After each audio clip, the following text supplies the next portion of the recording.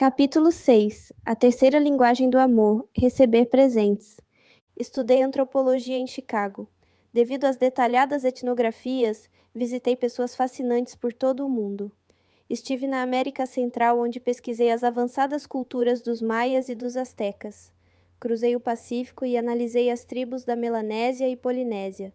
Estudei os esquimós das vegetações das tundras ao norte e os aborígenes ainos do Japão. Examinei os padrões de cultura relativos ao amor e casamento e descobri que em cada cultura, o ato de dar presentes faz parte deste processo. Os antropologistas em geral são apaixonados pelos padrões culturais que distinguem as culturas, e eu também o sou. Será que o ato de presentear é uma expressão fundamental de amor que transcende barreiras culturais? Será que a atitude de amor está sempre acompanhada do ato de conceder? Essas perguntas são acadêmicas e, de certa forma, até filosóficas, mas a resposta a elas é sim. Podemos inclusive notar uma profunda implicação prática nos casais norte-americanos. Fiz uma viagem antropológica de campo à ilha de Dominica. Nosso propósito era estudar a cultura dos índios do Caribe. Foi nessa viagem que conheci Fred. Ele não era do Caribe, mas um jovem negro de 28 anos. Perdera uma de suas mãos com uma dinamite, em uma temporada de pesca. Devido ao acidente, teve de abandonar sua carreira de pescador. Ele possuía muito tempo disponível, e eu apreciei o fato de poder contar com sua companhia. Passamos muitas horas juntos e conversamos sobre sua cultura. Em minha primeira visita à sua casa, ele me perguntou: Sr. Gary, o senhor aceitaria um suco? Ao que aceitei prontamente. Ele então virou-se para seu irmão mais novo e disse: Pegue um suco para o Sr. Gary. Seu irmão deu-nos as costas, saiu de casa, subiu em um coqueiro e trouxe um lindo coco verde em suas mãos. Fred recomendou-lhe que o abrisse. Com 3 rápidos movimentos de faca, seu irmão furou-o e fez uma abertura triangular na parte de cima. Fred entregou-me o coco e disse: Aqui está seu suco. O líquido era esverdeado, mas eu o bebi assim mesmo, todinho. Eu o tomei porque sabia que aquele fora um ato de amor. Eu era seu amigo, e eu sabia que ali só se oferece suco aos companheiros. Ao final de algumas semanas, quando já se aproximava minha hora de partida daquela pequena ilha, Fred deu-me uma última prova de seu amor. Era uma enorme concha em espiral, que ele mesmo havia tirado do oceano. Tinha uma camada que, de tanto ser friccionada pelas rochas, lembrava ao toque uma seda macia. Ele me disse que aquele objeto encontrava-se naquelas praias há muitos anos e gostaria que eu o levasse como recordação daquela bela ilha. Ainda hoje, quando olho para aquela concha, quase posso ouvir o som das ondas do Caribe. Porém, ela é mais do que uma recordação das praias de Dominica. É uma demonstração de amor. Um presente é algo que você pode segurar em suas mãos e dizer: Ele pensou em mim, ou Ela se lembrou de mim. Antes de comprarmos um presente para alguém, pensamos naquela pessoa. O objeto em si é um símbolo daquele pensamento. Não importa se foi caro ou barato. O importante é que ele seja a prova desse desejo. E não é somente a intenção em nível da mente que se conta, mas o pensamento demonstrado de forma concreta através de um presente que se torna uma expressão de amor. Muitas mães contam histórias de que seus filhos trouxeram-lhes flores do quintal como presente. Elas se sentem amadas, mesmo que seja uma simples flor do jardim delas, que não gostariam que fosse apanhada. Desde muito pequenas, as crianças sentem-se inclinadas a dar alguma coisa a seus pais, e isto é uma boa indicação de que dar presentes é fundamental para o amor. Presentes são símbolos visuais do amor. A maioria das cerimônias de casamento inclui dar e receber alianças. A pessoa que realiza a cerimônia diz: Estas alianças são os sinais visíveis dos elos espirituais que unem estes dois corações em um amor que nunca terminará. Isso não é uma simples retórica, é a expressão de uma significante verdade. Os símbolos possuem valores emocionais. Creio que isso pode ser bem exemplificado quando, perto da desintegração de um casamento, marido e mulher deixam de usar suas alianças. Esse é um sinal muito nítido de que o casamento está em sérios problemas. Certo esposo me disse o seguinte: quando ela atirou sua aliança contra mim e saiu cega de raiva, batendo atrás de si a porta da casa, tornou-se evidente que nosso problema era seríssimo. A aliança ficou no mesmo lugar onde foi jogada durante 2 dias, porque eu não me abaixei para pegá-la. Quando finalmente a apanhei, caí em um pranto convulsivo. As alianças são um símbolo do que o casamento deveria ser. Porém, aquela colocada na palma de mão dele, e não no dedo dela, funcionava como um lembrete visual de que aquele casamento desmoronara-se. A aliança solitária provocou profundas considerações e emoções naquele marido. Símbolos visuais de amor são mais importantes para uns do que para outros. Por esse motivo, existem os que, após se casarem, nunca mais tiram a aliança. Porém, também há alguns que nem chegam a usá-la. Essa é outra evidência de que as pessoas possuem linguagens do amor diferentes. Se receber presentes é sua primeira linguagem do amor, então você dará enorme valor à aliança recebida e usá-la com grande orgulho. Ao longo da vida, outros presentes também serão motivo de grandes emoções. Você verá neles expressões de amor. Sem lembranças como símbolos visuais, o amor do cônjuge poderá até ser questionado. Existem presentes de todos os tamanhos, cores e formatos. Alguns são caros, outros baratos. Para aquela pessoa cuja primeira linguagem do amor é receber presentes, o preço pouco contará, a menos que haja uma enorme discrepância entre o que se deu e o que se poderia oferecer. Se um marido milionário concede regularmente à sua esposa presentes de somente $1, ela poderá questionar se aquela é realmente uma expressão de amor. Por outro lado, quando as finanças da família são reduzidas, um presente de $1 significará tanto quanto um outro de $1.000.000. Se a primeira linguagem do amor de seu cônjuge for receber presentes, você pode se tornar expert nessa área. De fato, essa é uma das mais simples linguagens para se aprender. Presentes podem ser comprados, achados ou elaborados. O marido que para ao longo de uma estrada e apanha para sua esposa uma rosa silvestre, achou ali uma singela expressão de amor, a menos que ela seja alérgica a flores do campo. Para o esposo que pode pagar, há muitos cartões bonitos e tocantes e não são tão caros assim. Para aqueles que não podem fazer esta despesa, eles mesmos podem ter os seus, e sem pagar nada. Pegue uma folha de papel, uma tesoura, recorte em forma de coração e escreva no meio a frase: Eu amo você. Os presentes não precisam ser caros, mas como deve agir aquela pessoa que diz não saber dar presentes? Não sei dar presentes. Durante toda a minha infância e adolescência, recebi poucos presentes. Não sei escolher o que oferecer às pessoas. Isso não é natural em mim. Parabéns! Você acabou de fazer a primeira grande descoberta no caminho para se tornar um grande amante. Você e seu cônjuge possuem diferentes linguagens do amor.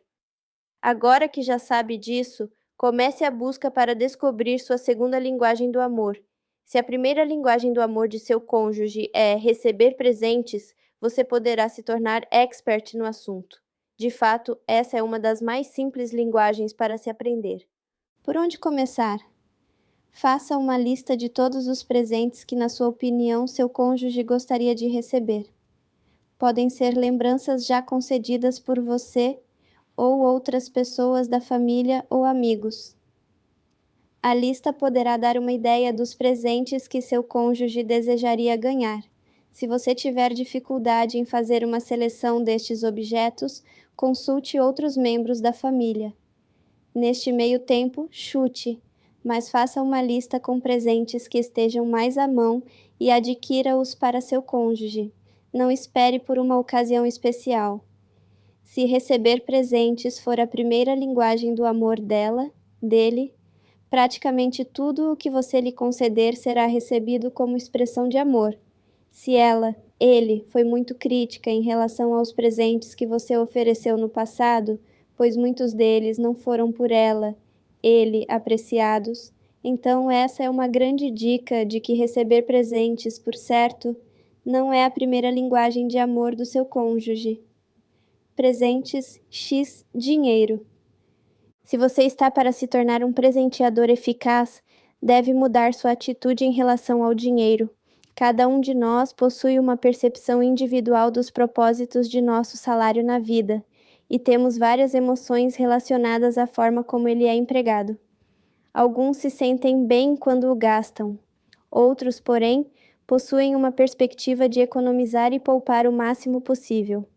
Em geral, apreciamos o fato de economizar e gastar nosso dinheiro sabiamente. Se você aprecia gastar seu salário, praticamente não terá dificuldade em comprar presentes para seu cônjuge. Porém, se você for tipo mão fechada, sem dúvida experimentará uma resistência emocional à ideia de gastar seu dinheiro como expressão de amor. Você não compra algo nem para si, por que comprar para seu cônjuge? Essa atitude, porém, não revela que você, a bem da verdade, adquira algo para si mesmo. A economia e o investimento de seu dinheiro proporcionam-lhe segurança emocional. Você provê suprimento para sua própria segurança emocional na forma como lida com o seu salário. O que você realmente não faz é suprir as necessidades emocionais de seu cônjuge. Se porventura descobrir que a primeira linguagem do amor dele é realmente receber presentes, então talvez perceba que comprar presentes para ele ou ela é o melhor investimento que realizará. Você investirá em seu relacionamento e encherá o tanque do amor emocional de seu cônjuge. Com o tanque cheio, ele ou ela corresponderá ao seu amor emocional em uma linguagem que você, por certo, entenderá. Quando as necessidades emocionais de ambos são supridas, o casamento toma uma dimensão totalmente nova. Não se preocupe com seus investimentos. Você sempre será um poupador, mas investir no amor de seu cônjuge será como comprar a ação mais cara da bolsa de valores, o presente da presença. Existe um tipo de presente que é intangível e muitas vezes fala mais alto do que qualquer outro que você possa ter nas mãos.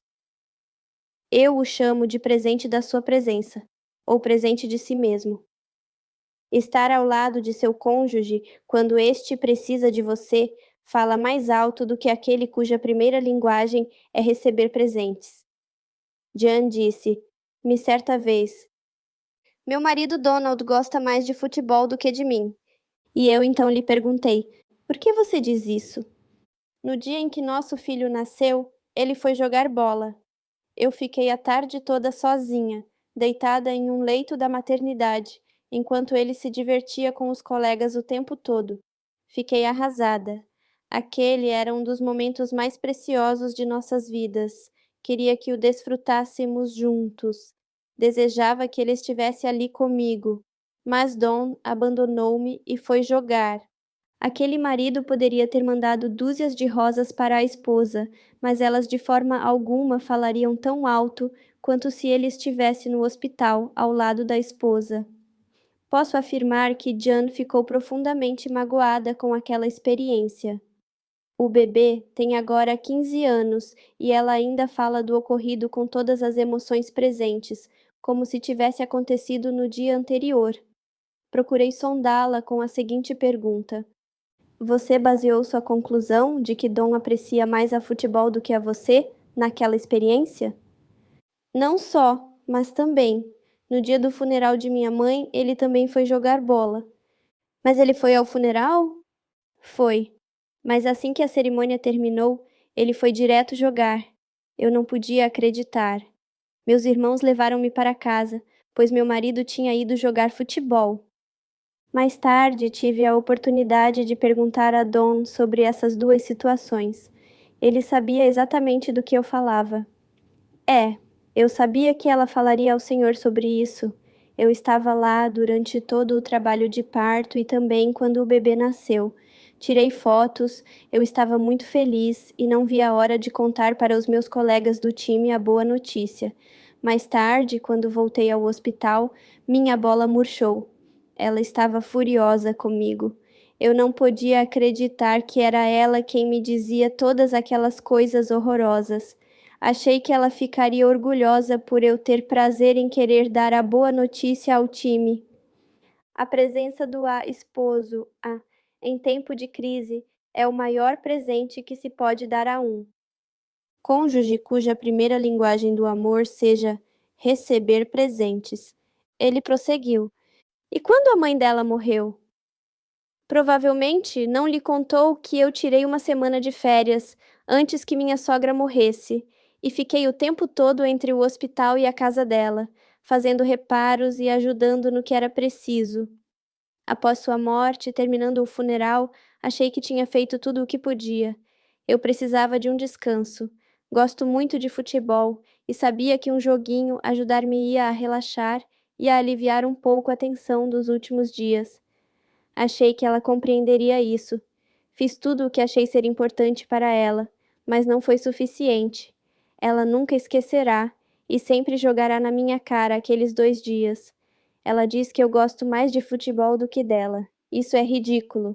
Dom era um marido sincero que falhou em compreender a tremenda importância de sua presença. A permanência dele era mais importante para ela do que qualquer outra coisa. A presença do esposo em tempos de crise é o maior presente que se pode dar a um cônjuge cuja primeira linguagem do amor seja receber presentes. A presença física torna-se o símbolo do amor. Retire esta presença e a percepção desta virtude evapora-se. Durante o aconselhamento, Dom e Jan trataram das feridas e dos ressentimentos do passado. Ela conseguiu perdoá-lo e ele pôde compreender por que sua presença era tão importante para ela. Se a presença de seu cônjuge é muito importante para você, eu incentivo a expressar-lhe isso. Não espere que ela, leia sua mente. E se porventura ouvir a expressão, gostaria muito que você estivesse lá comigo amanhã, hoje à noite, esta tarde, etc. Por favor, leve esse pedido a sério. Talvez, de seu ponto de vista, sua presença não seja tão importante, mas se você não atender a esta solicitação, poderá comunicar uma mensagem negativa. Um determinado esposo me disse certa vez: quando minha mãe morreu, o supervisor de minha esposa lhe disse que ela poderia se ausentar do emprego durante 2 horas e depois desse período deveria voltar ao trabalho.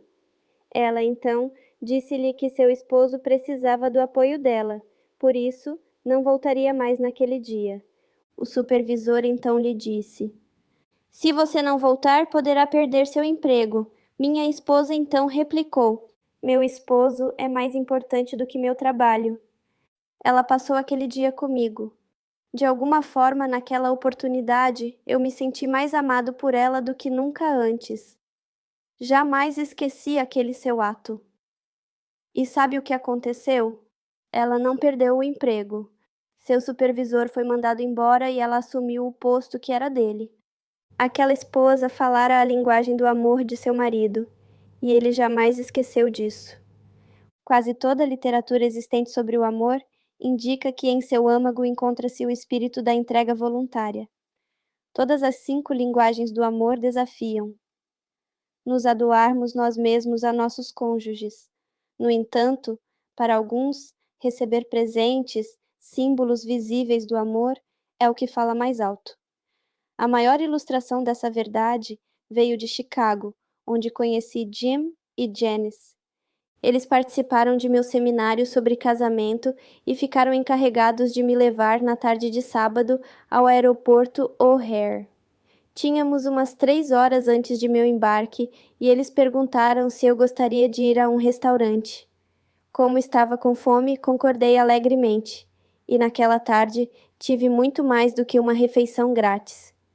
Jim e Janice cresceram em fazendas da região de Illinois. Mudaram para Chicago logo após se casarem. Ela me contou um fato ocorrido 15 anos depois do feliz matrimônio e dos 3 filhos. Ela começou a falar assim que nos sentamos. Dr. Chapman, o motivo de trazê-lo até o aeroporto foi para partilharmos com o Senhor um milagre. Alguma coisa nesta palavra faz-me recuar, principalmente quando não conheço a pessoa que a usa. O que será que vem por aí? Pensei. Ocultando esses pensamentos para mim mesmo, dediquei toda a minha atenção a ela. Eu não sabia, mas estava prestes a levar um choque. Dr. Chapman, Deus usou o senhor para fazer um milagre em nosso casamento. Nossa, como me senti culpado! 1 minuto atrás eu questionava o uso da palavra milagre, e agora Janice dizia que eu era o veículo daquele milagre. Passei então a ouvir com mais interesse. Janice continuou. Há 3 anos assistimos pela primeira vez um seminário do Senhor aqui mesmo em Chicago. Eu estava desesperada. Pensava seriamente em deixar Jim e já havia dito isso a ele. Nosso casamento estava vazio há muito tempo. Eu já tinha desistido. Durante anos eu dizia a Jim que precisava de seu amor, mas ele não esboçava nenhuma reação. Eu amava as crianças e sabia que elas me adoravam também, mas não sentia nenhum amor da parte de Jim. Para ser sincera, naquela época eu praticamente o detestava. Ele era uma pessoa absolutamente metódica. Fazia tudo por hábito. Era tão previsível quanto um relógio e ninguém conseguia alterar aquela rotina. Ela continuou. Durante muitos anos tentei ser uma boa esposa. Eu cozinhava, lavava, passava. Colocava em prática tudo o que uma boa esposa deveria realizar. Fazia sexo porque sabia que era importante para ele. Porém, não havia jeito de me sentir amada por Jim. Sentia-me como se ele tivesse deixado de se interessar por mim após o casamento e simplesmente não me valorizava mais. Sentia-me usada e desvalorizada. Quando falei com Jim sobre meus sentimentos, ele simplesmente riu e disse que nós tínhamos um casamento tão bom quanto qualquer outro da vizinhança. Ele não conseguia entender por que eu estava tão infeliz. Lembrou-me então que as contas estavam pagas, tínhamos uma bela casa, um carro novo, e eu podia me dar ao luxo de escolher trabalhar fora ou em casa, e deveria estar alegre ao invés de reclamar o tempo todo. Ele nem ao menos tentou compreender meus sentimentos, o que me fez sentir totalmente rejeitada. E foi assim que 3 anos atrás chegamos ao seu seminário. Ela suspirou e prosseguiu. Até então, nunca havíamos participado de nenhum estudo sobre o casamento. Eu não sabia o que me esperava, e, sinceramente, minhas expectativas eram negativas. Achei que nunca, nada, nem ninguém mudaria Jim. Durante e depois do seminário, ele quase não falou. Aparentemente demonstrou gostar do assunto, inclusive achou o senhor muito engraçado, mas não comentou comigo sobre nenhuma das ideias do seminário. Não esperava mesmo que o fizesse e tampouco lhe perguntei coisa alguma. Como já disse, eu já desistira de esperar alguma mudança. Como o senhor bem sabe, o seminário terminou no sábado à tarde. Naquele dia à noite e no domingo, as coisas foram como de costume. Porém, na segunda-feira à tarde, ele chegou do serviço e trouxe-me uma rosa. Fez uma nova pausa para respirar fundo e prosseguiu. Onde você arrumou isso? Eu perguntei. Ele respondeu. Comprei de um vendedor de flores. Achei que você gostaria de ganhar uma rosa. Eu comecei a chorar e agradeci comovida. Logo descobri que ele comprara a rosa de um vendedor em alguma esquina. De fato, eu havia visto um naquele dia. Mas isso não importava, pois o que valia é que ele me trouxera aquela rosa. Na terça-feira à tarde, ele me ligou do escritório e perguntou-me o que eu achava se ele trouxesse uma pizza para jantarmos. Ele pensou que eu apreciaria não cozinhar naquela noite. Disse-lhe que achava a ideia ótima e ele trouxe aquele lanche para casa. Nós curtimos muito aquela pizza. As crianças também gostaram muito e agradeceram-lhe por tê-la trazido. Dei-lhe um abraço e manifestei minha sincera apreciação por tudo. Fez uma pequena pausa e prosseguiu. Ao chegar em casa na quarta-feira à noite, trouxe para cada um de nossos filhos um pacote de biscoitos e uma plantinha para mim. Disse que a rosa logo morreria e achava que eu gostaria de algo que durasse mais tempo. Eu pensei que tivesse alucinações, Não podia acreditar que Jim fizesse aquelas coisas e nem o porquê delas. Na quinta-feira, após o jantar, ele me deu um cartão onde escrevera que, apesar de não saber dizer seu amor por mim, gostaria que eu soubesse o quanto eu significava para ele. Novamente chorei, e sem relutância abracei-o e beijei-o. Nessa hora ele falou: "Por que não arrumamos uma babá para ficar em casa no sábado à noite e vamos nós dois jantar fora?" Meio fora de órbita, respondi que seria maravilhoso. Na sexta-feira à noite, ao vir para casa, parou em uma loja de doce e trouxe para cada um de nós um pacotinho com nossos doces preferidos. De novo, ele nos fez surpresa e disse que aquela era nossa sobremesa. Janice parou novamente para dar um profundo suspiro e prosseguiu. No sábado à noite, eu estava em Alpha. Não tinha ideia do que tinha acontecido a Jim, nem se aquilo duraria muito tempo. Só sabia que adorava cada minuto. Após nosso jantar naquele sábado, disse-lhe que não entendia aquela sua atitude e pedi que ele me contasse o que acontecera. Nesse momento, ela olhou para mim muito séria e disse: Dr. Chapman, quero que o senhor entenda exatamente o que ocorreu. Este homem, depois que nos casamos, nunca mais me dera flor alguma. Jamais me dedicara um único cartão. Ele sempre dizia que comprá-los era um desperdício de dinheiro, porque você olhava uma vez para os mesmos e depois os jogava fora. Acredite ou não, só saímos para jantar uma única vez em 5 anos. Nunca adquiriu algo para as crianças e esperava que eu comprasse somente o extremamente essencial. Jamais trouxe uma pizza para jantarmos. Esperava encontrar a comida pronta todas as noites ao chegar em casa. Estou, então, desejosa de dizer que o que aconteceu foi uma mudança radical de comportamento. Nesse momento, virei-me para Jim e perguntei: "O que você respondeu quando, ainda no restaurante, ela lhe perguntou o que acontecera?" Disse a ela que, ao ouvir seu seminário sobre as linguagens do amor, compreendi que a linguagem dela era o receber presentes. Nessa hora, também percebi que há muitos anos não lhe dava uma lembrança sequer. Para ser sincero, creio que não lhe ofereci algo desde nosso casamento. Lembro-me que quando namorávamos costumava trazer-lhe flores e outros presentinhos, mas depois que nos casamos, achei que não deveria mais arcar com essa despesa. Contei-lhe então que decidira dar-lhe, durante uma semana, um presente por dia e observaria se aquilo causaria alguma mudança nela. Tenho de admitir que presenciei uma enorme diferença em suas atitudes durante aquela semana. Fez uma pequena pausa e prosseguiu.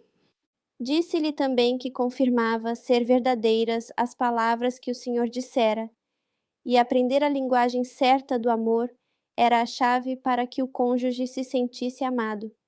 Pedi perdão por ter ficado tão endurecido todos aqueles anos, falhando tanto em suprir sua necessidade de sentir-se amada.